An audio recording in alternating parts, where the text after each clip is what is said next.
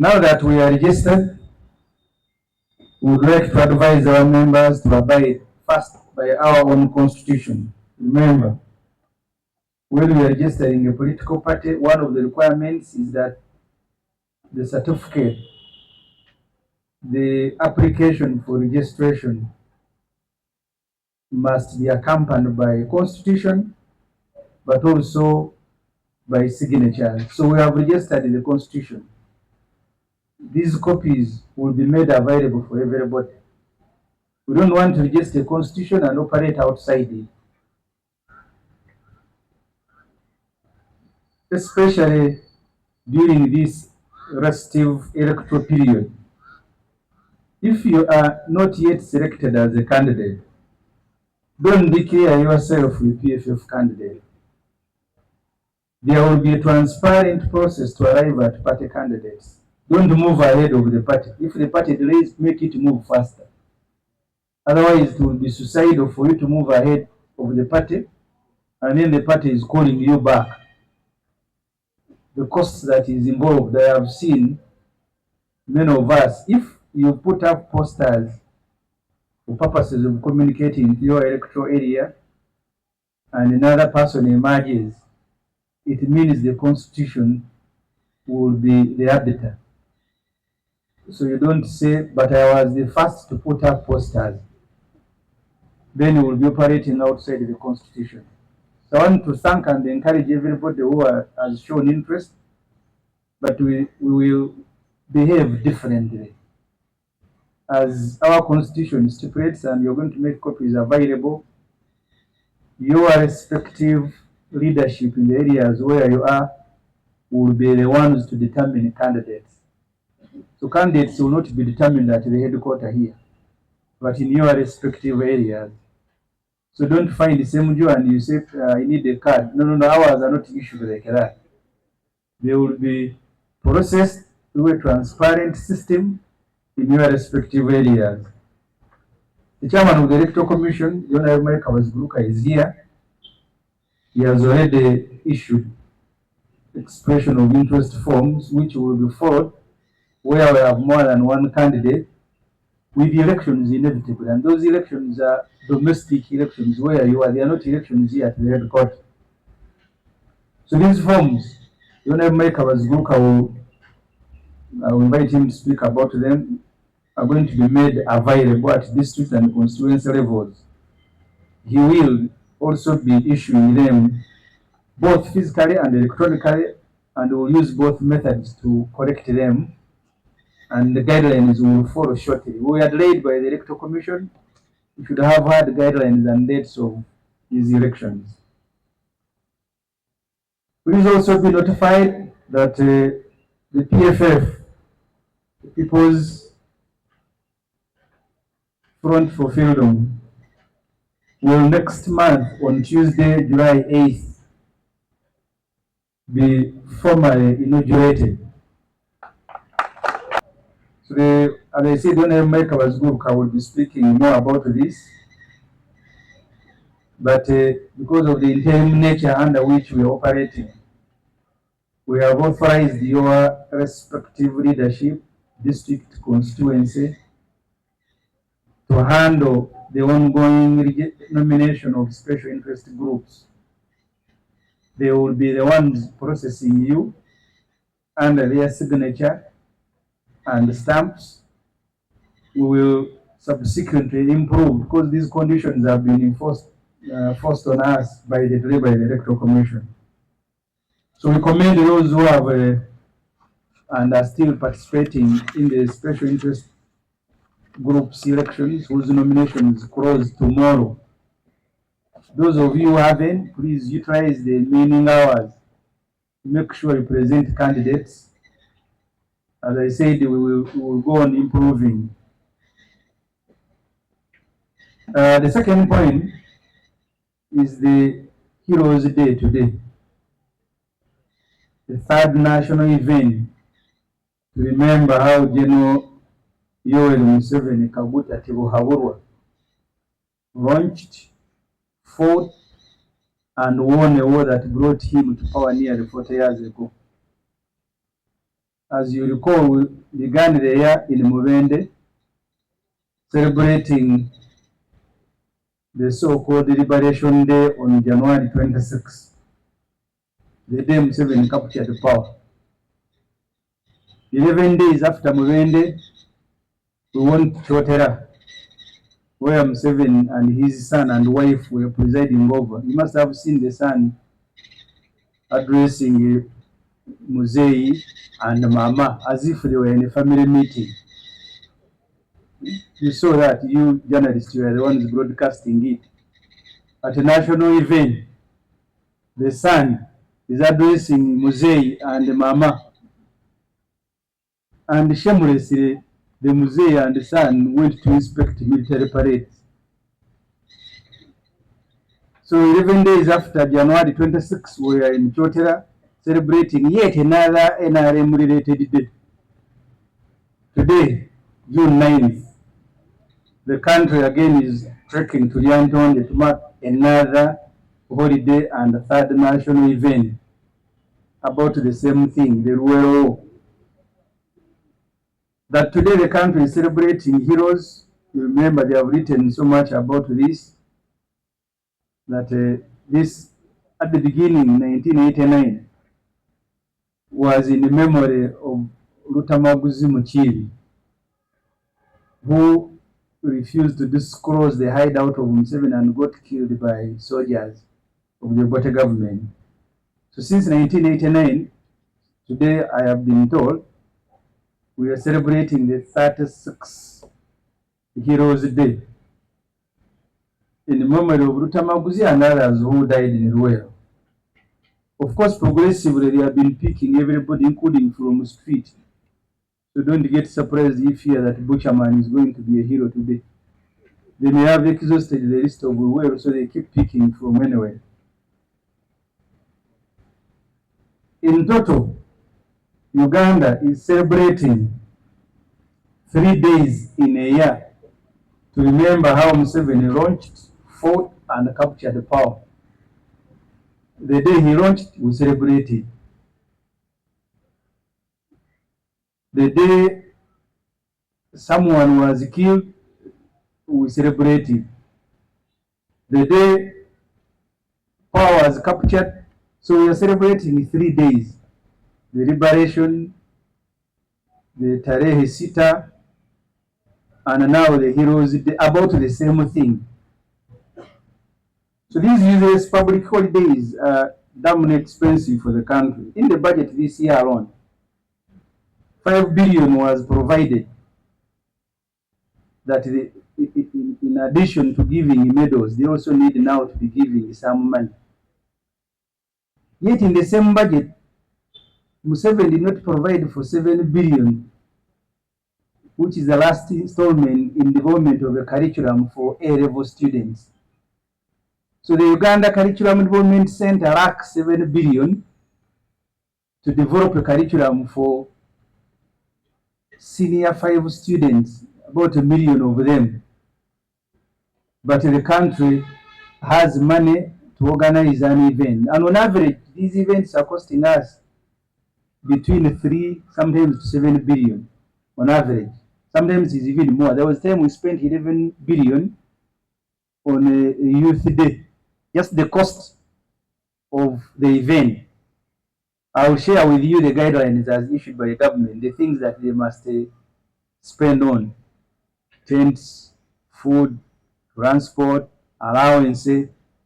So there is a cost to staging these events, but there is also a bigger cost to the country because URA, for example, Uganda Revenue Authority, whose offices are closed, on average collect 72 billion shillings per day, URA. So when you shut, you can count the number of public holidays we have had in a week. And then at the end of the financial year, they will tell you we had a shortfall. They can have a shortfall, but what about people who are struggling with businesses? That your cargo arrived but cannot be processed because Museveni is in Lyantonde with Anita Amongo and Nabanja. They are celebrating Heroes Day. And that is the reason your cargo cannot be processed. And you're a businessman.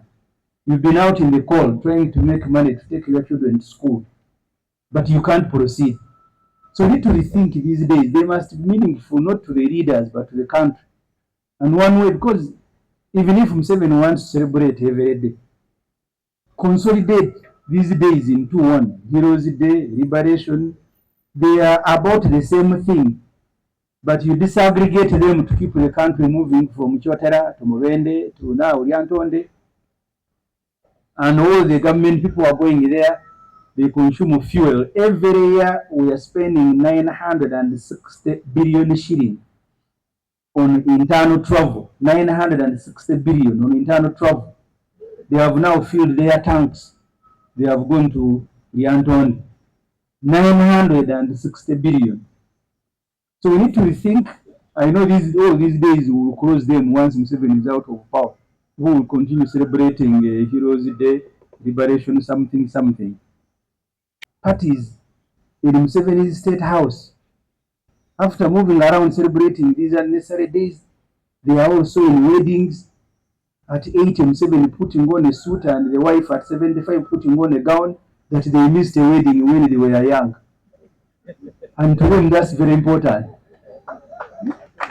We missed a wedding when we were young, and now there must be a wedding. And all government people with the red number plates in Ntungamo spending public resources that they have gone to attend Mr. Museveni's wedding at 8.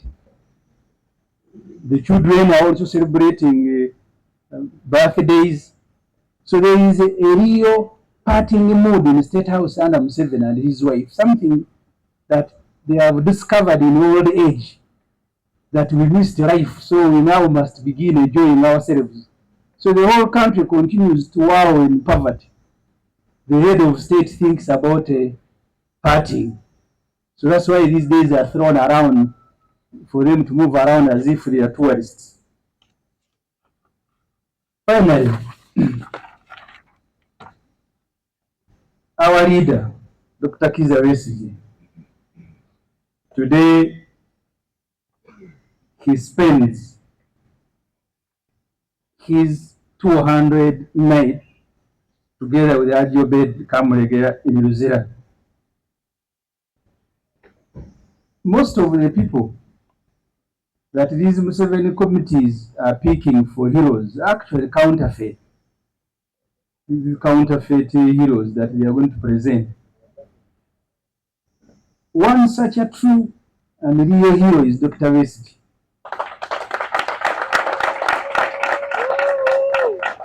Dr. Besigye had a flourishing career, a medical person, flourishing career at Nairobi Hospital, which he abandoned to go to Ruwera, to go and fight. We are not celebrating just his going to Ruwera, but we are celebrating because Dr. Besigye has lived the ideals for which they went to Ruwera.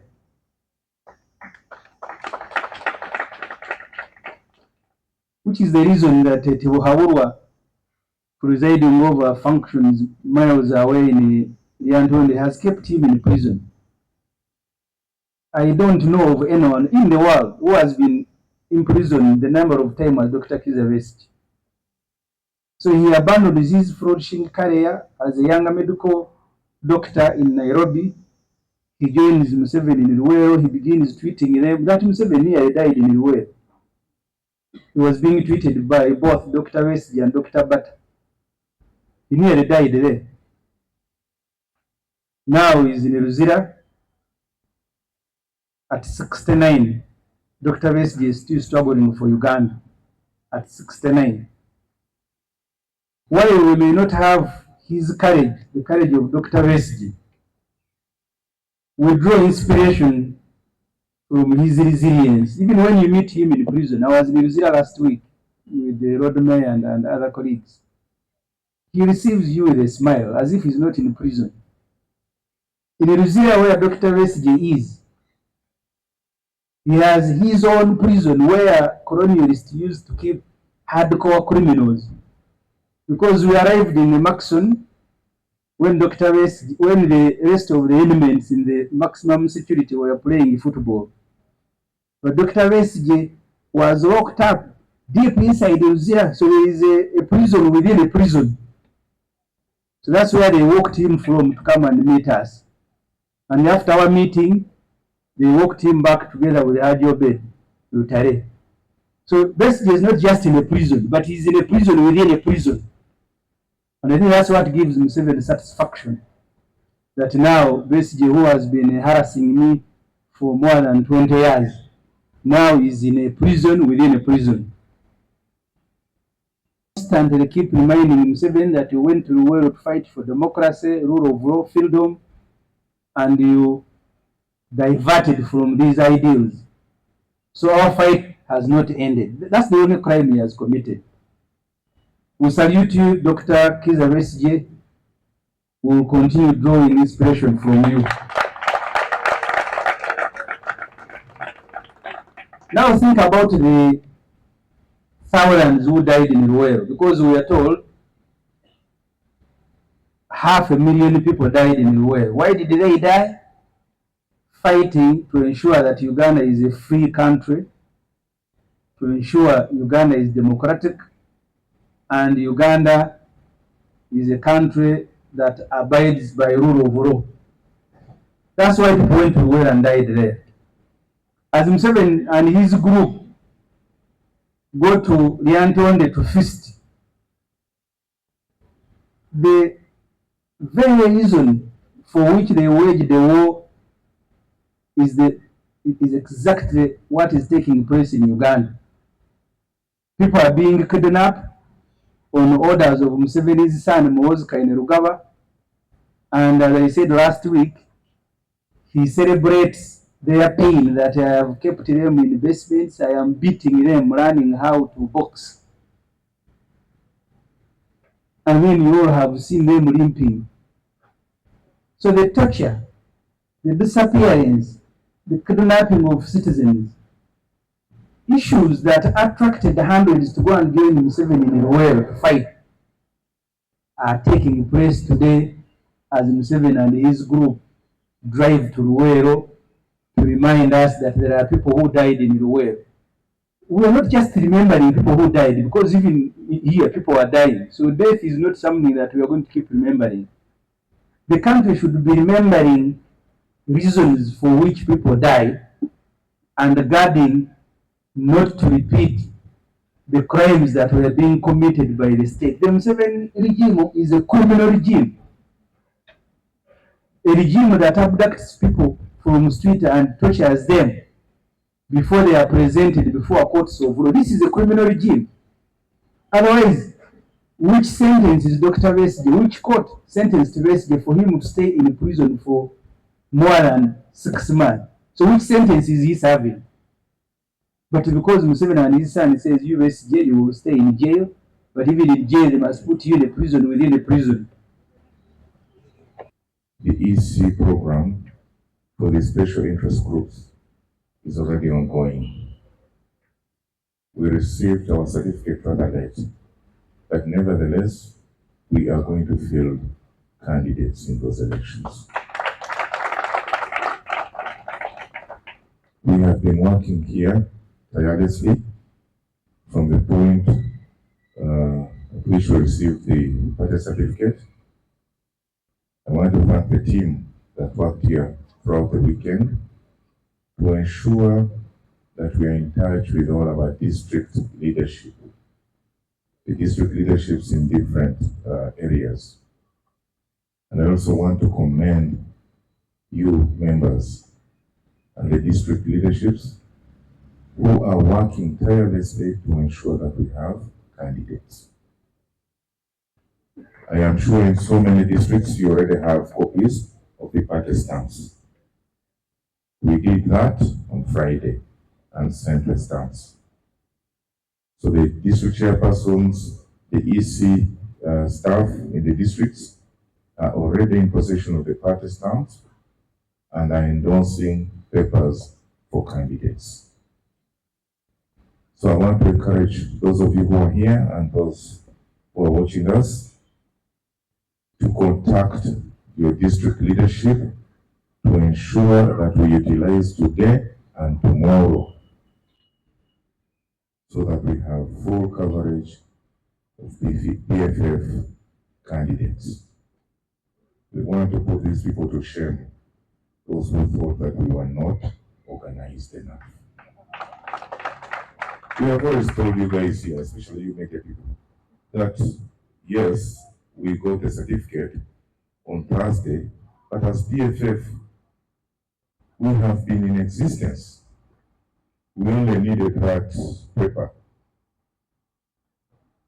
to validate the legality, but as individuals, we are seasoned politicians, and we have been at this for a very long time. So make no mistake and have no doubt, we are in this to turn around this country. We are in this to break the chains and shackles that have held our people for a long time.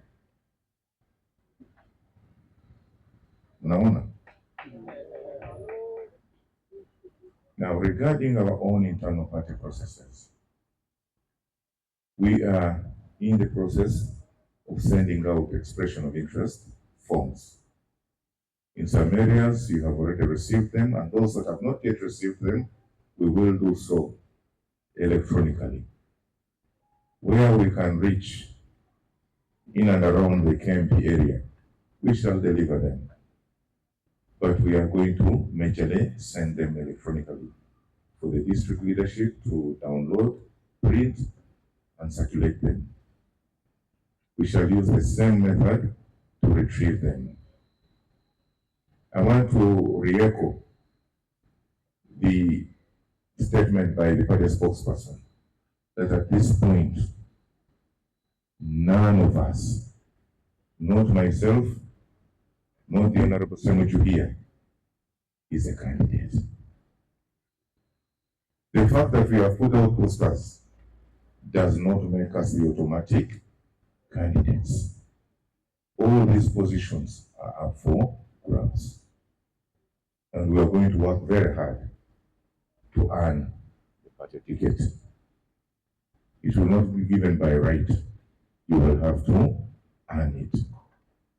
However, we encourage you to continue expressing interest, because by so doing, you are selling the PFF. We want to encourage as many as possible to come up and express interest in vying for these positions. Our party constitution is clear on how these positions or the tickets will be won. We are in the process of finalizing the guidelines. At the next NEC meeting, the guidelines and the roadmap will be presented. We have a clear roadmap that we have worked out, but within this week, NEC will see to approve. And as soon as it is approved, we will circulate it and guide you on the processes that will follow on. So in the meantime, let us not cause confusion. Let us not cause confusion, because I have heard and I received numerous calls from across the country where people are complaining that so and so has declared himself or herself a party candidate. I want to make it clear here, we have no party candidates yet, but we surely will. Thank you so much. Njagala kubategeeza nti mukimanyi the program ya electoral commission eyabyabakama yatandika dda enteekateeka ez'akalulu. Bwe tutuukidde olwaleero ng'enteekateeka z'akalulu ak'abavubuka abantu abaliko obulemu n'abalala kaatandika dda, era nsalansala ya nkya ey'okuwandiisa abagenda okwenyigira mu kalulu ako. Mukimanyi nti certificate twagifuna kikeerezi, naye olw'okuba ffe twaliwo, twali tulinze ekipapula bupapula, naye twaliwo, era enteekateeka twali tuzitambuza. Era mu bitundu bingi eby'eggwanga obukiiko bw'abavubuka bubadde bweteeseteese, era bwe twafuna certificate Bunnambiro ne tukolerawo stamp. Era stamp ne tuzisaasaanya mu bitundu eby'enjawulo mu ggwanga, era abavubuka bangi bagenda kwewandiisa ku tiketi ya PFF. Neebaza ttiimu gye nakola naye wano ku weekend okulaba nti omulimu ogwo tugutambuza bulungi. Naye nammwe abakulembeze mwenna gye muli, nammwe mbeebaza. Era nnyongera okubasaba twongeremu amaanyi mu bitundu ebitannakwetegeka olunaku lwa leero n'olw'enkya tubukozese okulaba nti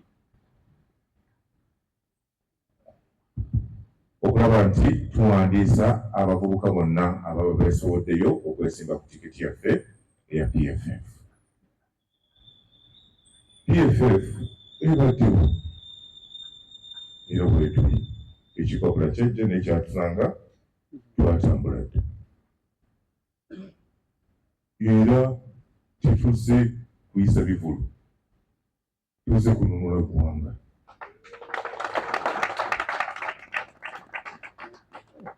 Era enjegere ezo ezisibye bannayuganda emyaka gino gyonna, ez'oku mikono, ez'oku bigere, zonna tugenda kukola butaweera okulaba nti tuzikutula. Era bw'oba olaba logo y'ekibiina tukulaga nti omulamwa kukutula ki? Njegere. Era tugenda kuzikutula. Omulimu tuyinza obutakukola ffekka, naye tujja kukwatagana n'abalala balina endowooza ng'eyaffe. Lazima enjegere ezo tukole ki? Tuzikutule. Ku nsonga ezaffe ez'ekibiina tumaze okukola empapula. Omuntu yenna ayagala okwesimbawo mu kifo z'alina okujjuza okulaga nti alina obwagazi, alina obweteefuteefu okwesimba ku kifo.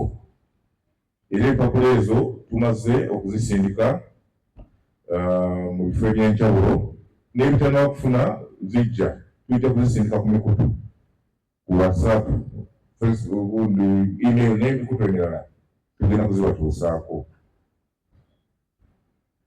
NEC egenda kutuula wiiki eno, era mu lutuula lwayo tugenda kwanjula guidelines ne roadmap eziyise. Era bwe mala okuziyisa nazo tugenda kuzibasindikira, twongere okubatangaaza kye tugenda emutenda gye tugenda okuyitamu okufuna bakandidate abagenda kwesimba ku tiketi ya PFF. Mu kaseera kano njagala kubategeeza banyabo ne bassebo, tewali yenna ku ffe alina tiketi ya kibiina okuggyako abo benjogeddeko abali mu bululu obw'abavubuka. Naye buli obulala obujja teri ku ffenna. Si nze, si Honorable Ssemujju. Mpunye amasimu mu bitundu eby'enjawulo nga bagamba nti gundi ye amaze okwerangirira nti engeri gye yasooka okuteekayo ebipande ye yaaliwo. Ekyo si kituufu. Era nnyongera okubakubiriza mwenna abalowooza nti ekyo ekifo kibagwanidde, olwo olulimi lukozesera mbugenderevu, si byakweyagaliza. Naye bw'olowooza nti ekifo kikugwanidde, vaayo weesowoleyo ojje ovuganye n'abalala tukuba tiketi y'ekibiina. Mu mitendera tetunaaba tulambise nga twesigama ku ssemateeka w'ekibiina. Registration ya PFF ebadde erindirira certificate okuva mu Electoral Commission ku Lwokuna. Certificate eyo twagifuna oluvannyuma lw'ogirindirira emyezi 11. Tujjukira nti twatandika n'okuwaayo linnya, kala, ezo emyezi kati giri 11. Electoral Commission tugyebaza naye ate ne twemulugunya olw'obudde obungi bwe batutwalidde. Obudde obwo bwe batutwalidde si bwe bateekwa okuyisaamu abantu abawandiisa ebibiina, kiviiriddeko abantu okutandika okugula ebibiina ng'abagula bizinensi, kubanga batya okuyita mu prosesi nga ffe gye tuyiseemu. Naffe twalowooza nti prosesi eno yeetaagisa okuyitamu, tugigezese, tutandike okugyemulugunyaako nga tulina n'obujulizi nti nga mwenna bwe mutumanyi abantu abali wano, kitutwalidde emyezi 11 okuwandiisa ekibiina. So Electoral Commission eteekwa okukyusa, etteeka teryagenderera kulwisa abantu kumala budde bwonna obwenkanidde wano. Mu kuwandiisa ekibiina tutawaanyiziddwa aba ISO, RDC, aba NRM, ba chiefs, nga mulimu gye bagenda ne bagamba abantu nti gwe yawaddeyo signature wagiwaddeyo ku kibiina kya Besigye ekyabayeekera abantu ngaga nti saagiwaddeyo. Naye nga bwe twabagamba nti mulimu n'ebitundu nga Bukedera. Ng'omu ku batandisi b'ekibiina kino Honorable Odoman Okero yali mu Parliament ebisanja 2, yasoosaako omukono ogutandika PFF, naye bagamba nti temwafunyeyo signature n'emu, nga neya Odoman Okero bagamba teriiko. So obuzibu bwe okuwandiisa ekibiina obwogera n'okwongera okwoleka ebitongole ebya gavumenti bwe bijjuddemu abantu abatasaanidde n'abatasobola kukola mirimu, levels of incompetence. Abantu abawandiisa bizinensi n'ebitongole kino kye bayitamu, nekibaleetera omuntu eyayitandise bizinensi okumala ekiseera kingi, oba oli yeewoze sente mu banka, interest egenda mu maaso, nga bali mu kuwandiisa bali eri bali mu kubunywa bukyayi mu ofiisi. Kati nga tumaze okwewandiisa mu butongole, akulira ebyokulonda Honorable Kabaziguluka abategeezezza, tuli mu lutalo olw'okulwanirira okununula Uganda, naye nga kati front eriwo saawa zino ya byakulonda. So bamemba PFF byonna gye muli, mutandike abadde batannaba okukola ku bakandidate abeetebe by'abavubuka tubeebaza, naye n'abatannaba nammwe mukyalinayo okusobola okubyetabamu. Olwaleero nga 9 Dr. Besigye bwe tuli naye wano, naye nga mu mutima ne mu buli kimu ekyo kifaananyi kyemulaba awo kye kimu representinze ye ali luzira. Olwaleero yeebakayo ekiro eky'200 bukyanga yasindikibwayo kkooti y'amagye yavaawo ennaku z'omwezi 2 omwezi ogw'11 ne Hajji Obed Bitale. Dr. Besigye, ffe aba PFF n'abalala abaagala eddembe tujaganya nnyo okulafuubana kwe, kubanga mulenzi muto ng'ali mu Aga Khan Hospital e Nairobi yalekawo omulimu gwe n'ayingira ensiko okulwanirira Uganda. Egyo yasanga ba Museveni n'abajjanjaba, oyo Museveni kati afiire mu nsiko, naye Besigye ne Dr. Bata be baamujjanjaba. Kati abonyabonya Besigye yamulwanirira kubeera mulamu. Teyakoma awo, okuva lwe baawamba obuyinza abamanyi byali mu CA, Besigye n'asigala nga akyalwanirira ebyo ebyabatwala mu Luweero. Naye Museveni agenze erya Ntondo olwaleero okujjukira olunaku olw'abazira, naddala nga bajjukira Lutamaguzi e Luweero, oyo omusajja eyagaana okubuulira abasirikale b'Obote Museveni wa gye yeekwese. Ebyatwala abantu e Luweero ne bafiirayo abateeberezebwa n'abayo be baasangayo abasuubirizibwa okubeera eyo 50,000. Museveni yabivaako dda. Kati eggwanga mutabani we Muhoozi Kainerugaba ne kitaawe batulundira ku mudumo gwa mmundu, bakyawamba abantu ne babula, abamu tebamanyikiddwako obuyitire nga byaliwo mu biseera by'Obote Besigye bagenda okulwanyisa.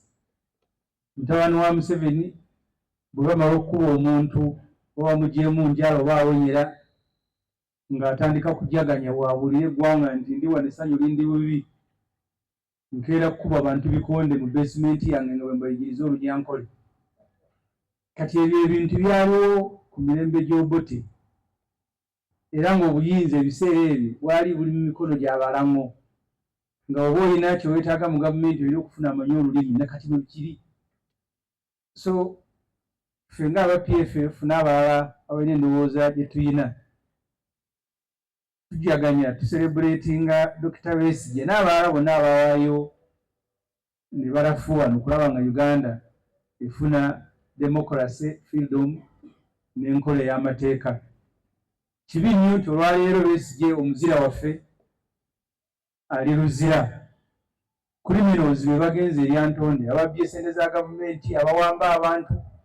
Kati criminals bali eri Antonde bali mu kwewa medaali naye ng'abalwanirira eddembe bali mu makomera.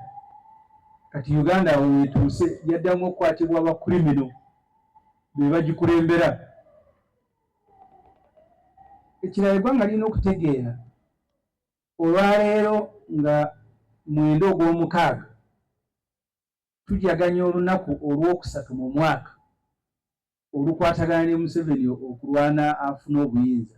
Twatandika mwezi gwa lubereberye January nga 26 nga tujjaganya olunaku Museveni lwe yawamba obuyinza.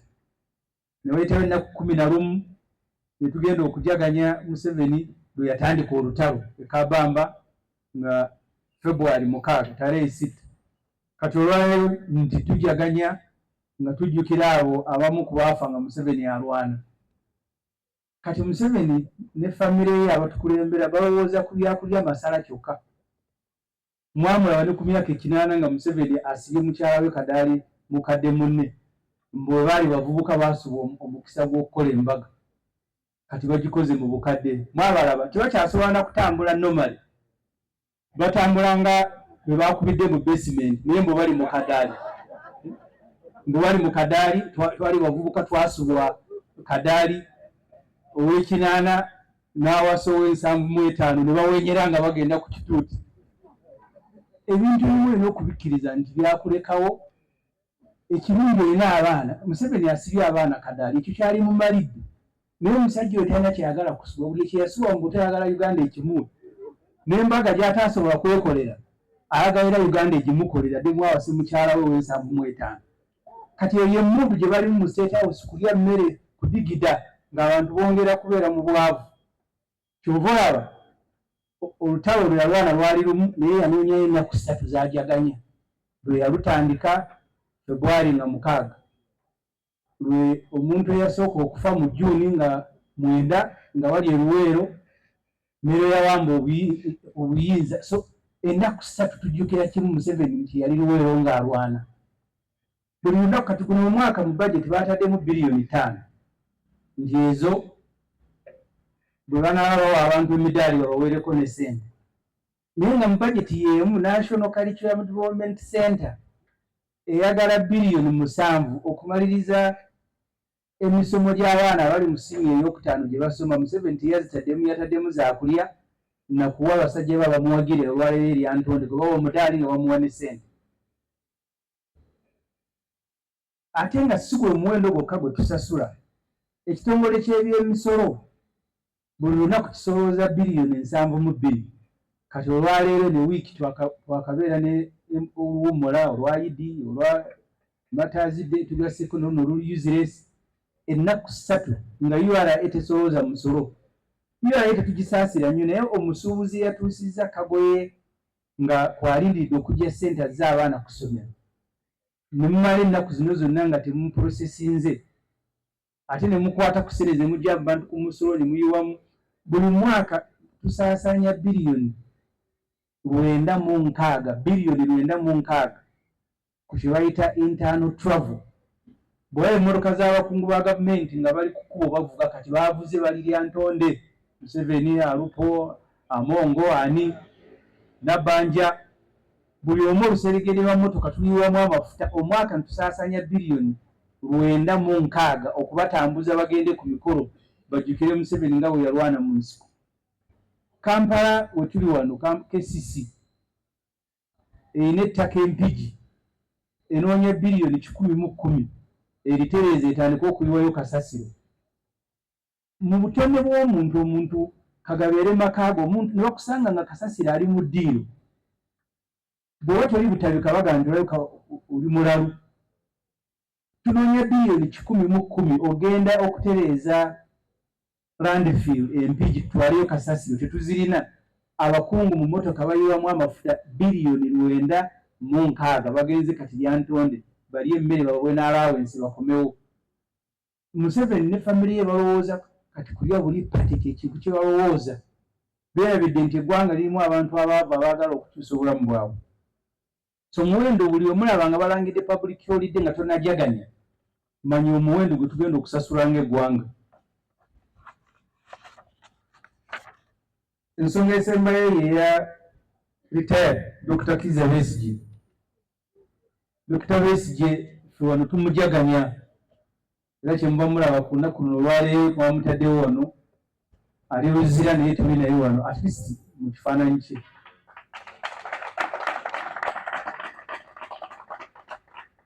Besigye nga muvubuka myaka 24 yakava ku university amaze okusoma obusawo atandise n'obukola afuna ssente e Nairobi hospital yalekawo obusawo n'ayingira ensika lwaki tumujaganya si just kugenda kulwana luweero naye omwaka guno Besigye awezezza emyaka 69 ng'akyalwanirira Uganda. You can imagine omuntu yatandika ku myaka 24 ku 69 Besigye tomusangangako ng'ali ku beach ayambadde empale ennyimpi ali mu kulya byennyanja egyo emyaka gy'okulya ebyennyanja yagimala mu nsiko n'enkoko ku beach kakati n'ebyobukadde gye yali wumudde at least n'alera abazzukulu akyalwana era Museveni amukubye mu kkomera kati yakasulayo ennaku 2 ate nga sigwe omulundi ogusoose abadde mu kkomera emirundi mingi.